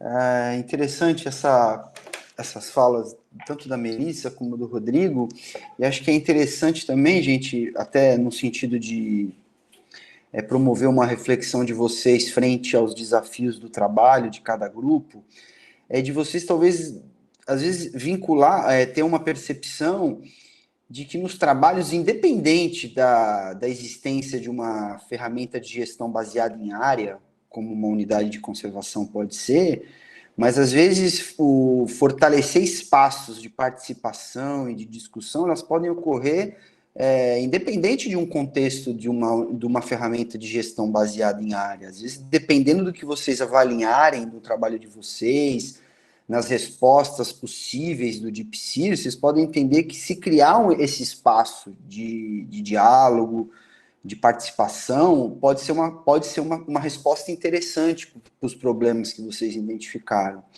Então, claro que a gente sempre remete ao contexto das áreas protegidas, porque são espaços de participação que evoluíram relativamente bem nos últimos anos, mas a gente pode também pensar fora desse contexto, né? Às vezes a gente tem outros espaços que são importantes. E ele pode vir como uma ferramenta para, de repente, como que eu vou dizer assim, deflagrar outros processos ou atender uma problemática que vocês identificaram durante o estudo de vocês. Um outro aspecto que eu acho interessante dessa tipologia que a Melissa traz, e acho que ela até já passou por isso mesmo hoje, é que às vezes mesmo você tem um espaço de participação formal, ele existe, seja ele no contexto de unidade de conservação ou um conselho de meio ambiente de um município, mas às vezes esse espaço ele não é acolhedor, ele não possibilita, a forma que ele é operacionalizado, ele não permite uma participação efetiva dos seus membros, né? Ainda às vezes ele é muito, como que eu vou dizer assim, ele não é confortável para diferentes atores. Então, eu ainda percebo que ainda existe um grande desafio no Brasil de você ter espaços que sejam acolhedores à pluralidade dos atores que participam desses espaços. Às vezes é um espaço que ele pode ser acolhedor para um determinado tipo de stakeholder, mas para outros não é. E às vezes você promove aquela participação muito... As pessoas vão para a reunião, a participação às vezes se limita a uma assinatura da lista de presença. As pessoas não se sentem acolhidas, as pessoas não se sentem confortáveis para fazer um posicionamento, às vezes, enfim, acho que existem ainda algumas lacunas nesse sentido, né? Às vezes é aquela coisa, o facilitador na frente, um formato que não é acolhedor, né? Então, às vezes, as pessoas não conseguem colocar suas ideias. Além disso, muitas vezes você tem pessoas que são mais, vamos dizer assim, tem uma participação mais aguerrida durante uma reunião, e se você não tiver um facilitador ali que coordena esse espaço, ou facilita o diálogo nesse espaço, de tentar ponderar, trazer o equilíbrio, dar a voz, fazer, né, facilitar mesmo esse espaço, você às vezes não consegue promover uma participação mais ampla daqueles atores. Então, acho que é muito interessante quando a gente vê isso na prática, é que ainda, apesar dos avanços que ocorreram nos últimos tempos, de uma forma geral, ainda a gente tem muitas lacunas, os espaços não são acolhedores, às vezes as ferramentas também utilizadas não favorecem a participação, então fica aí um desafio, né? Acho que é muito importante. Um outro aspecto que a Melissa traz, que eu acho super importante, até para a formação profissional de vocês, é esse desafio, né? Que às vezes a gente trabalha muito na lógica de projetos, né? E, de fato, aquela iniciativa ela vai ter começo, meio e fim, e às vezes você mobiliza atores sociais que, às vezes, num primeiro momento, até estão meio desconfiados, mas você consegue quebrar essa primeira barreira e você consegue avançar, só que por questão do projeto, você não vai conseguir, né, dar muita continuidade para aquilo. E, isso é um problema? Isso é um problema, mas acho que uma forma de contornar esse problema, de alguma forma, talvez não totalmente, é ser muito sincero e transparente ao promover esse tipo de mobilização social, sabe? Acho que desde o início ser muito transparente até onde você pretende chegar e ser muito sincero que de fato aquilo é um projeto e em algum momento você vai sair do espaço, ainda que você possa deixar algumas contribuições ou, enfim, para de alguma forma aquele espaço ser auto-retroalimentado, mas enfim, acho que essas são considerações que eu gostaria de falar um pouco aí de vivências e de que forma vocês podem mobilizar essas importantes considerações aí que a Melissa traz no trabalho de vocês. Acho que é isso. Valeu. Bacana, Fábio, Rodrigo. Esse tema dá pano para manga, né? É muito gostoso, né? Dá vontade de ficar aqui dialogando, porque tem um nível de complexidade mesmo, né? E nós temos alguns desafios, né? Eu tenho um slide aqui que eu vou trazer aqui, que retrata um pouco quão desafiador, né, pode ser, né, essa participação social no Brasil. Né? E eu gosto muito do estudo, das pesquisas do Cante de Lima, que é um antropólogo lá da UF, e ele traz aqui, né, alguns resultados de pesquisa, enfim, né, ele falando que no Brasil a categoria público é entendida de modo particular, se comparada ao significado atribuído pela cultura anglo-americana e francesa. A nossa tradição burocrático-jurídico-política tem identificado sistematicamente a categoria público com assuntos relacionados ao Estado ou ao governo. Então, então, quando a gente fala desses espaços públicos, né, dos conselhos, né, fóruns, enfim, nós temos aqui uma dificuldade, né, então a gente está falando aqui da cultura, né, política, jurídica, né, do Brasil, né, do brasileiro, de que nós identificamos a categoria público, relacionamos com aquilo que não é nosso, com aquilo que é do Estado, é do governo, não é meu. Né? Então, eu já sempre chego naquele espaço ali, de maneira, né, de que eu não me sinto parte daquele processo. Né? E aí, considerando, né, ainda esses desafios, né, que às vezes o espaço não é, né, um espaço muitas vezes, né, muito propício, né, para quem, né, tem uma linguagem mais científica, técnica, né, que domina, né, então a questão da linguagem, às vezes do formato, né, da disposição das cadeiras, do facilitador que está ali na frente, tem, né, aquela... Então, assim, é um desafio muito grande, né, e eu acho muito bacana, né, que quem está na área, né, que a gente pesquisa sobre processo participativo, né, o Fábio, né, Fábio sempre, né, tem projetos de, né, pesquisa, extensão, né, e que se debruce mesmo, né, sobre essas questões, né, que é fundamental. Eu lembro que, por muito tempo, assim, eu participei do processo, né, de gestão numa APA, a APA da Baleia Franca, no Sul, né, em Santa Catarina, E eu lembro bastante, assim, dos pescadores, né, comentando, né, que, assim, como para eles era, assim, eles falavam de um outro lugar quando nós íamos até os ranchos de pesca deles, né? Então, você ir no espaço deles, né? Então, às vezes, você não pode pensar a gestão só ali naquele espaço formal, né, das reuniões formais, né, que você, né? Então, falar de participação tem que falar dessa capilaridade também.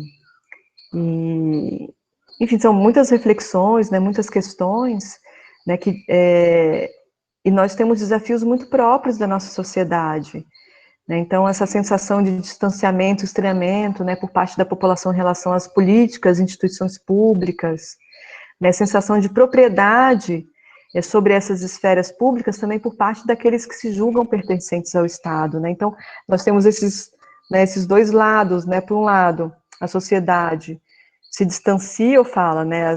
As regras, os espaços, as normas, né? A gente tem muita essa relação com a própria lei, né? As leis restringem minha liberdade, né? As leis, elas não manifestam, né, a construção da sociedade, enquanto regras, né, que vão, né, de alguma forma, ali tá normatizando as nossas relações, mas sim algo que vem de fora, né, os magistrados, né, eu diria, né, a ilha dos letrados, né, que vem com normas impor, né, cercear minha liberdade. Então, né, a gente burla, né, as normas com muita facilidade, né? Então, e da mesma forma, os espaços formais são vistos como espaço do outro, do Estado, né, não como espaço, né, meu também, porque sou cidadão e, né, preciso ocupar esse espaço. E, por outro lado, quem está no Estado, no governo, né, se apropria de maneira muito particular, né, desses espaços. Então, eu acho que são desafios enormes, né, para lidar quando a gente fala da participação. E aí eu trago isso, assim, é uma discussão muito complexa, mas só para a gente ter em mente, né? Eu acho que olhar, né, de maneira crítica, né? Eu acho que isso é algo muito, assim, importante, né?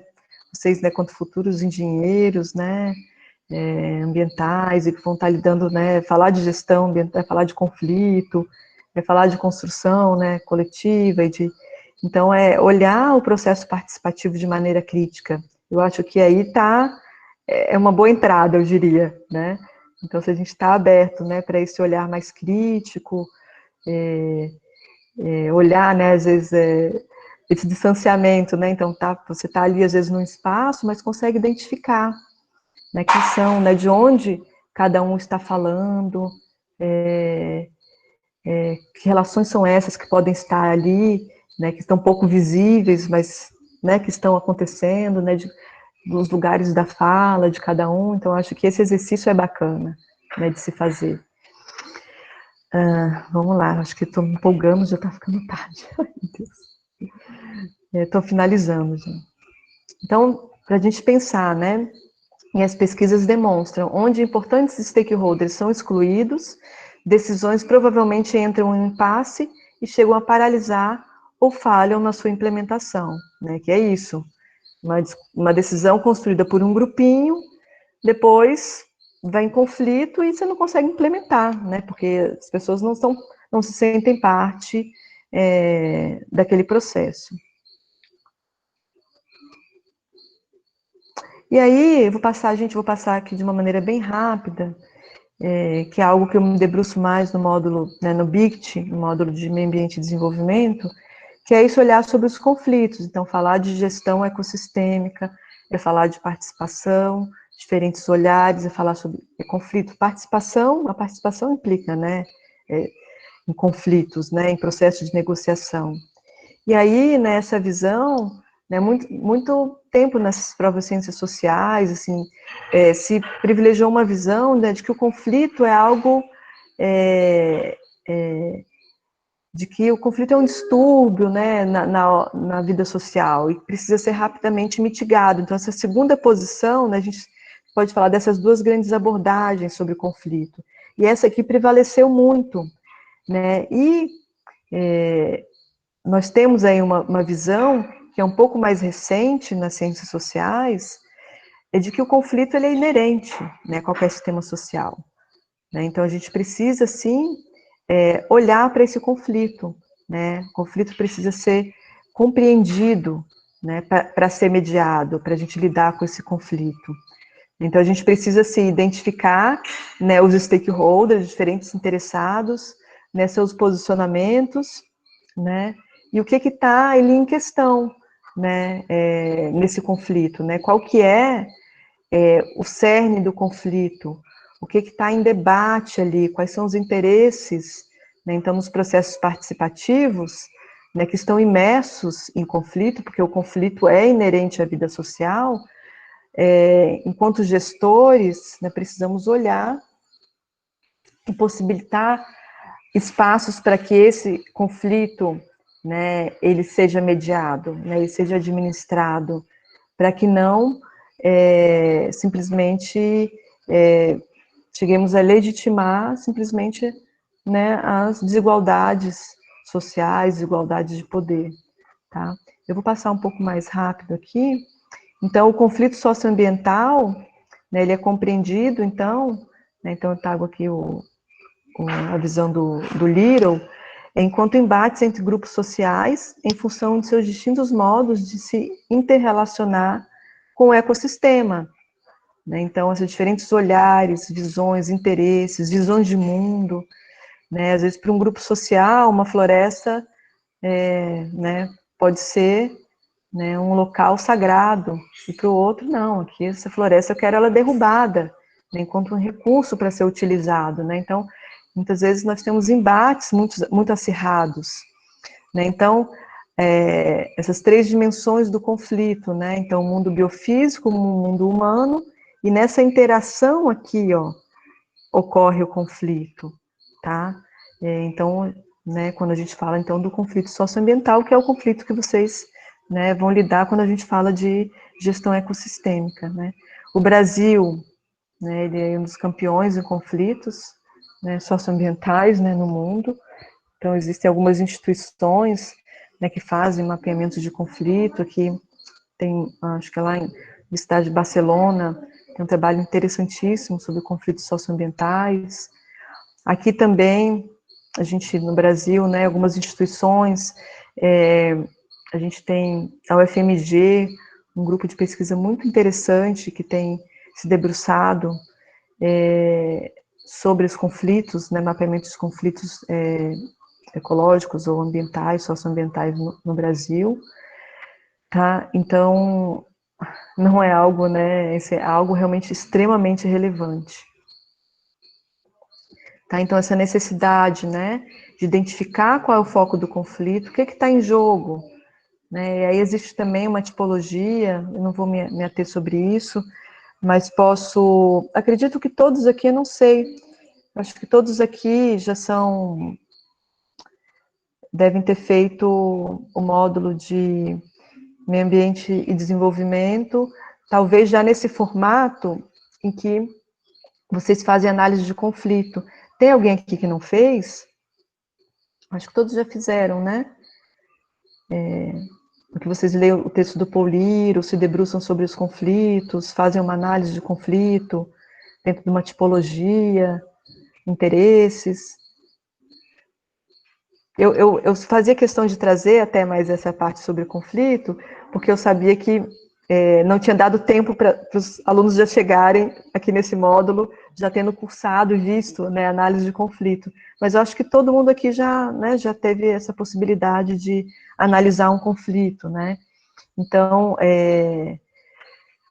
no processo participativo, né, e no próprio território, né, que vocês estão se debruçando no ecossistema, interessante vocês terem claro, né, tem conflitos que chamam a atenção, quem está envolvido, né, esse conflito, ele está sendo, de alguma forma, administrado, né, tem um espaço para o debate desse conflito, né, ele está sendo discutido de alguma forma, né, é um conflito relativo ao impacto ambiental, né, alguma atividade extremamente impactante, né, que está realmente trazendo impactos importantes, né, negativos no ecossistema, e, né, por exemplo, atividade portuária, atividade industrial, né? Ou é um conflito ali relativo ao controle dos recursos, quem usa, né? Por exemplo, tem pesca industrial, pesca artesanal, é conflito relativo ao território.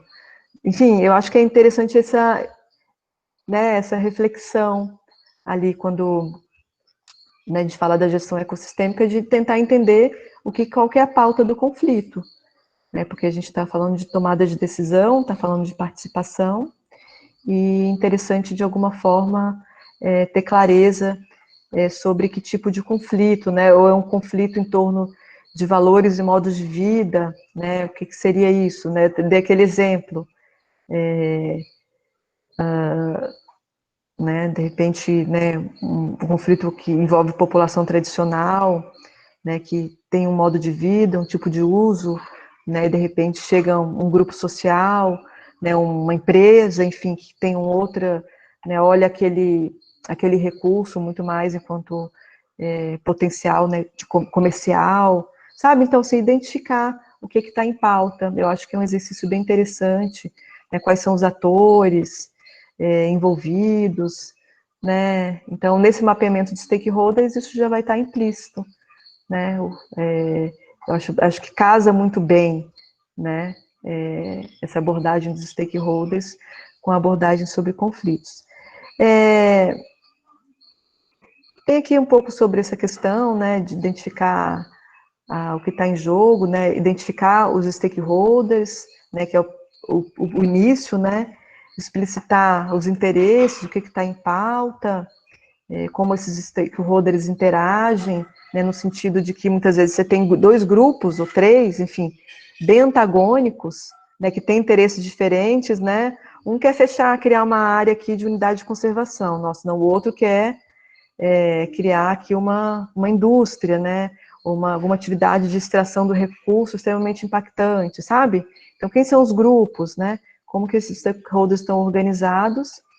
E se esse conflito, ele tem alguma possibilidade realmente de administração, é um conflito que se mostra realmente, não tem perspectiva no momento de alguma mediação, né? O conflito está acirrado, e, enfim, aí vocês podem pensar aí, né, de repente, desenhos interessantes, né, para lidar com esse conflito. Enfim, eu acho que nessa questão do conflito, eu trago mais como algo que vocês precisam, né, estar atentos, que é algo inerente ao processo participativo, né, identificando aí esses interesses, né, antagônicos, às vezes antagônicos entre os stakeholders, que muitas vezes alguns stakeholders têm um nível de importância alto, nível de influência baixo, e isso implica em conflito, né, porque isso quer dizer o quê? Eles não estão conseguindo colocar em pauta os interesses e posicionamentos deles, né, então isso implica conflito.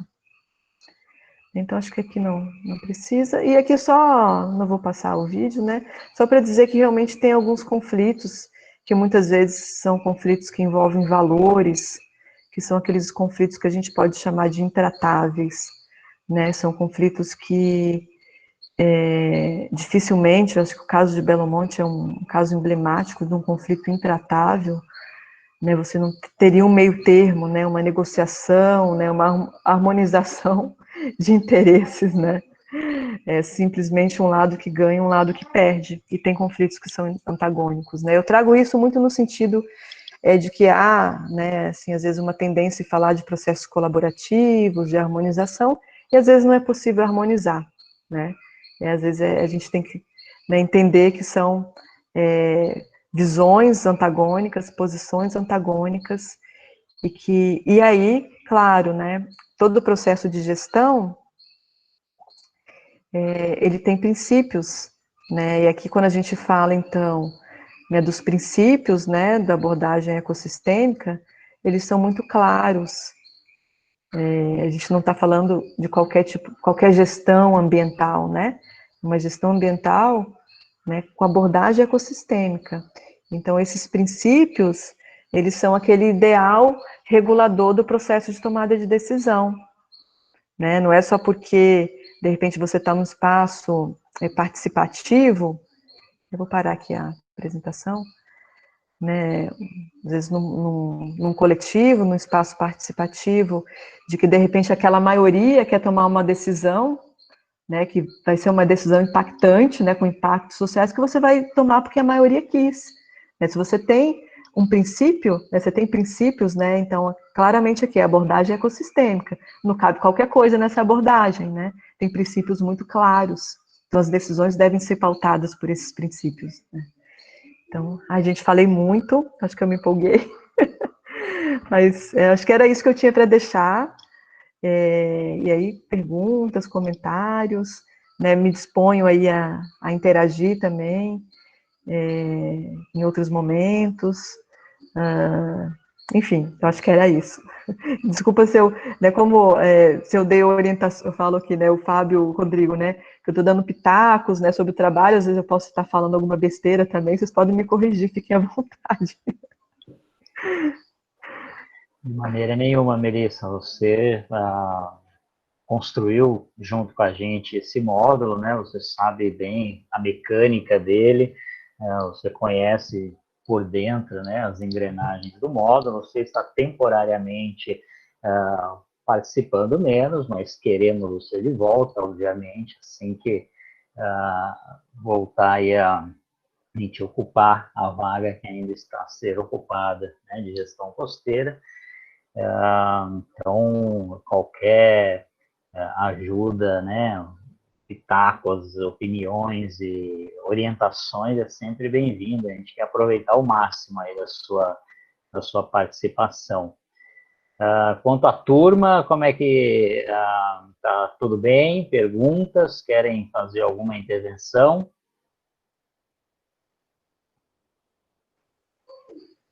Faz sentido, pessoal? Ficou, né, fez sentido para vocês? Vocês conseguem, né, visualizar, né, essas contribuições que eu trouxe, né, no trabalho de vocês, né? Talvez um pouco nesse sentido. Não faz sentido, né? A Mariana está colocando aqui. E é isso, assim, é mais no sentido de instigá-los mesmo a seguir, né? São uma dimensão importante, né, do trabalho aí, e fico também, assim, à disposição, tá? Né, você tem meu contato, né, assim, até de, às vezes, alguma indicação, alguma questão mais específica, posso até mesmo tentar me organizar para agora nas tutorias, de repente se eu consigo estar em alguns momentos, nas quintas-feiras, né, eu acho que quando for síncrono, eu posso aí, né, tentar Legal, contribuir. O convite está super aberto, Melissa. Semana que vem a tutoria justamente de participação, atores, como, né, nesses projetos eles vão pensar as estratégias e fomentar a participação. Então, fica o convite, e convite perene para você aqui participar. Não sei, a Aline está, né, fazendo estágio de docência, ela não é exatamente, né, a área dela, mas eu sei que ela tem interesse nisso, não sei se ela quer fazer algum comentário sobre, deve ser tudo novo para, né, a Aline, como foi a primeira vez que eu vi essa aula para mim, achei fantástico, nossa, abriu um universo assim, de coisas novas, interessantes, com várias relações com a ecologia, e, óbvio, né, nós estamos falando de meio ambiente. Aline, quer dar aí algum depoimento? Como é que é? Não, tudo muito novo para mim também, muito interessante. Várias anotações.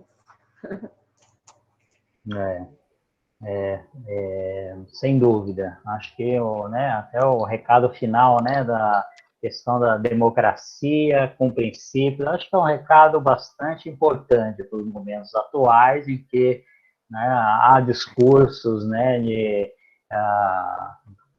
enfim, rebaixando as minorias, porque simplesmente elas são minorias, né, minorias estatísticas. Muitas vezes não são nem minorias estatísticas, elas são minorias representativas, elas são maiorias estatísticas, mas minorias representativas, É como tem o nome minoria, aproveita-se para pisar em cima mesmo, porque o que vale é a decisão da maioria, sem princípios nenhum. Não é bem assim. A democracia é muito boa quando ela vem junto com a república, assim como a república é muito boa quando vem junto com a democracia. Então, uma coisa é absolutamente indissociável da outra. Acho que é um recado final legal. Fabião, quer fazer uma amarração final? Bem feito. Não sei se Rodrigo, não sei se eu vou conseguir fazer a amarração, só queria fazer alguns comentários importantes, umas coisas que me geraram, assim, acho com vontade de externar. Uma coisa que a Melissa traz também é essa questão de os alunos, de uma forma geral, terem sempre essa posição crítica de avaliar os espaços de participação, porque a gente também tem muito que tomar cuidado, porque às vezes é aquela coisa, o espaço ele pode existir de uma forma, é como se o espaço de participação existisse por um rito formal, formalmente ele existe, e às vezes ser crítico durante a participação desses espaços, porque às vezes você acaba sem querer ou sem fazer uma reflexão crítica sobre aquele espaço de participação, você está chancelando um processo que ele só está ali para dizer que está ali só, ele não é de fato, ele tem uma série de fragilidades de participação, acho que muitas delas já foi destacadas pela Melissa, mas é só um proforme. Então, acho que essa coisa, essa crítica com relação a esses espaços, acho que é importante. Porque senão, às vezes, a gente fica preso a isso. Mas existe. Mas de que forma que existe, né? Como que é essa participação? Como é que a pauta ela é divulgada? Com que antecedência?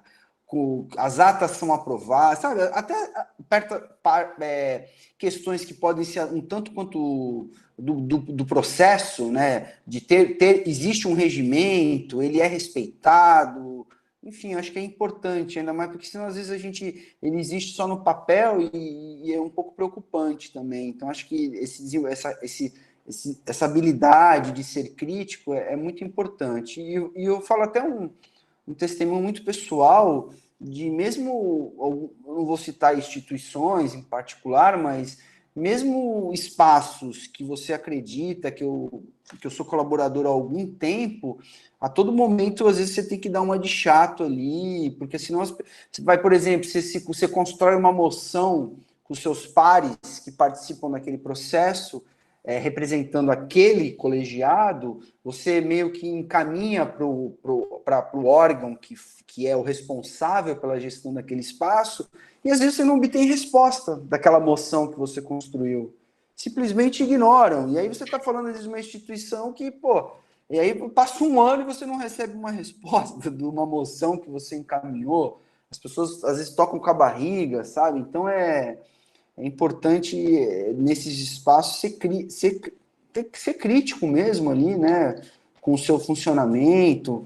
É uma coisa que eu até brinco, cara, porque todo mundo que está ali nesses espaços, de uma forma geral, estão doando do seu tempo, do seu trabalho ali, do seu tempo para estar presente ali. Ninguém está indo lá brincar de ser conselheiro, né? Eu imagino. De uma forma geral, você está, né? Você está doando do seu tempo para participar de um determinado espaço. Então, você quer que a coisa minimamente funcione.